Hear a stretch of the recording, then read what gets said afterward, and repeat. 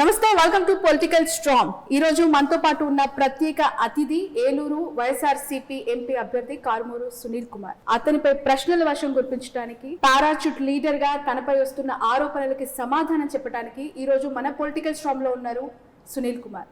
వారిని అడిగి ఈ 2024 ఎన్నికలకి ఏ విధంగా సమాయత్తం అవుతూ ఉన్నారు, నిజంగానే కొత్త అభ్యర్థిగా ఆరోపణలు ఎదుర్కొంటున్న అతనికి గ్రౌండ్ లో ఎదురవుతూ ఉన్న అనుభవాలు ఏంటి, ఇలాంటి అనేక విషయాలు అడిగి తెలుసుకుందాం. ప్రస్తుతం నాతో పాటు జాయిన్ అవుతూ ఉన్నారు మరొక జర్నలిస్ట్ వైఎన్ఆర్ గారు. అలాగే మనందరికీ తెలుసు తన రాజకీయ విశ్లేషణలతో అందరి మనసులు చూరగొంటూ ఉన్న senior political analyst KS Prasad గారు. సునీల్ గారు నమస్తే అండి. నమస్తే అండి. ఒక యువకుడిగా ఒక రాజకీయ ప్రస్థానం, తండ్రిని మించిన తనయుడిగా within span of no time ఒక రాజకీయ అనుభవాన్ని రంగరించి మీ నాన్నగారికి ఉన్న రాజకీయ చతురతని వెనక నుంచి నడిపించిన దానికి మీకు ప్రశంసల రూపంలో మీ పార్టీ అధినేత జగన్మోహన్ రెడ్డి గారు మీకు ఇచ్చిన అవకాశం ఏలూరు ఎంపీ.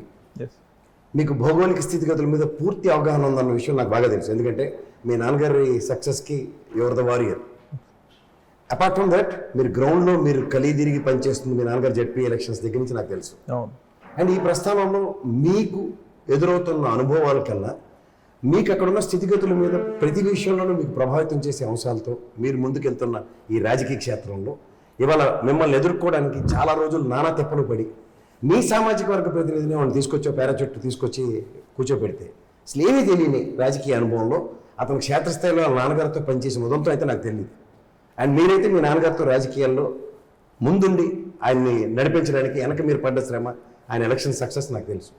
సో ఇప్పుడు మీ కాంపిటీషన్ ముందే ఈజీ అవుతుందని ఈ ఎలక్షన్స్కి వెళ్తున్నారా? సో ఏ రోజైతే జగన్ గారు అనౌన్స్ చేశారో పేరు, ఆ రోజే ఫిక్స్ అయిపోయింది 100% వైఎస్ఆర్ కాంగ్రెస్ పార్టీ గెలవబోతుంది. ఎందుకంటే జగన్మోహన్ రెడ్డి గారు ఏదైతే అభివృద్ధి సంక్షేమ పథకాలు ఏవైతే చేశారో అది ప్రతి గడపకి అందుతున్నాయి, ప్రతి ఒక్కళ్ళు దాన్ని పొందుతున్నారు, ఉపయోగించుకోగలుగుతున్నారు. సో దీనివల్ల జగన్మోహన్ రెడ్డి గారు ఒక బంగారు బాట వేశారు, చాలా సులువుకరం చేశారు, చాలా ఈజీగా ఉంది చెప్పుకోవడానికి కూడా. ఎందుకంటే జగన్మోహన్ రెడ్డి గారు ఈ 5 ఏళ్లలో ఏవైతే సంక్షేమ ఫలాలు ఇచ్చారో ప్రజలకి అవి చెప్పుకుంటూ అభివృద్ధి, ప్రతి గ్రామంలో అభివృద్ధి జరిగింది. గతంలో పంచాయతీ బిల్డింగ్ రిపేర్ చేసుకోవడానికే డబ్బులు ఉండేవి కాదు సరిగ్గా, అలాంటిది గ్రామ సచివాలయము, హెల్త్ సెంటరు, నాడు నేడు స్కూలు, రైతు భరోసా కేంద్రము, అది ఒక గ్రామ అభివృద్ధికి ఇవన్నీ ఉపయోగపడతాయి. మీ 7 కాన్స్టిట్యున్సీస్లో మీ ఎంపీ నియోజకవర్గంలో ఎన్ని సచివాలయాలు ఉన్నాయి సార్? ఎన్ని ఆర్బీకే సెంటర్లు ఉన్నాయి? ఎన్ని నాడు నేడు స్కూళ్ళ వల్ల అభివృద్ధి చెందిన స్కూళ్ళు ఉన్నాయి? దగ్గర 600కు పైగా ఉన్నాయి, అరౌండ్ 600 ఉన్నాయి అన్నమాట.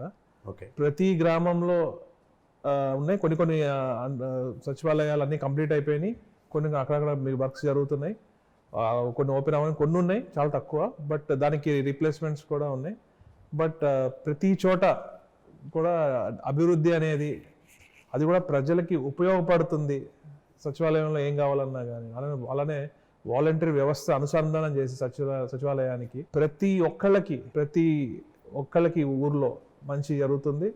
వాళ్ళు they can feel the difference. గతంలో ఎలా ఉండేది, గతంలో లంచాలు ఇచ్చుకుంటూ ఎంఆర్ఓ ఆఫీసుల చుట్టూ తిరుగుతా, రేపు రండి ఎల్లుండ రండి అని చెప్తా ప్రజలు విసిగి వేసారిపోయి చేతులు ఎత్తేసిన రోజులు కూడా ఉండేవి. కానీ ఇప్పుడు ప్రతిదీ కూడా గడపకి అందించి, ముఖ్యంగా మహిళల గౌరవం పెంచేలాగా జగన్మోహన్ రెడ్డి గారు ప్రతిదీ చేస్తున్నారు. మీరు ఒక విద్యావేత్తగా, అంటే నాకు తెలిసి మీరు ఫారెన్లో ఎకనామిక్స్ చదువుకుని వచ్చారు.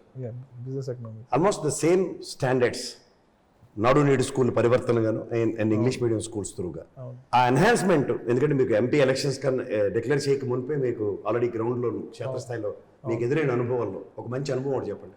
సో దగ్గర ఒక 1.5 year 2 years back, I think 1.5 year back నేను తణుకులో బాయ్స్ హై స్కూల్కి వెళ్ళాను. అప్పటికి నాడు నేడు సంథింగ్ ప్రోగ్రామ్ జరుగుతుందని కానీ I never visited any school, నేను చూడలేదు. నేను ఎంటర్ అవ్వగానే ప్రతి క్లాస్ రూమ్లో digital board and maths lab అని, అలానే ఏదైతే కంప్యూటర్స్ ట్యాబ్స్ కూడా పిల్లలకి, ఇవన్నీ చూసి నేను షాక్ అయ్యాను. ఎందుకంటే నాకు 10th తర్వాత వచ్చింది.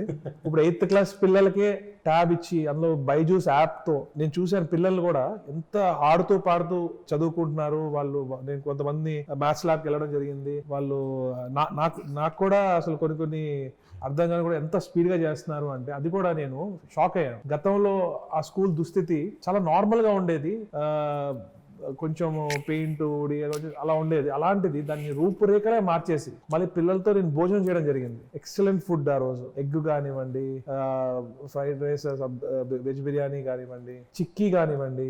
అసలు అలాంటి ఆలోచన ఎందుకు ఈ దేశంలో ఏ ముఖ్యమంత్రికి ఇప్పుడు దాకా రాలేదు, జగన్మోహన్ రెడ్డి గారికి వచ్చింది. సో పిల్లలు ఎప్పుడైతే ఇవన్నీ పోషకాహారం కానివ్వండి ఇవన్నీ అందుతాయో అప్పుడే కదా రేపొద్దున వాళ్ళు కంపీట్ చేసి ప్రైవేట్ స్కూల్ పిల్లలతో కంపీట్ చేసి ముందుకెళ్ళగలుగుతారు. So I was very impress.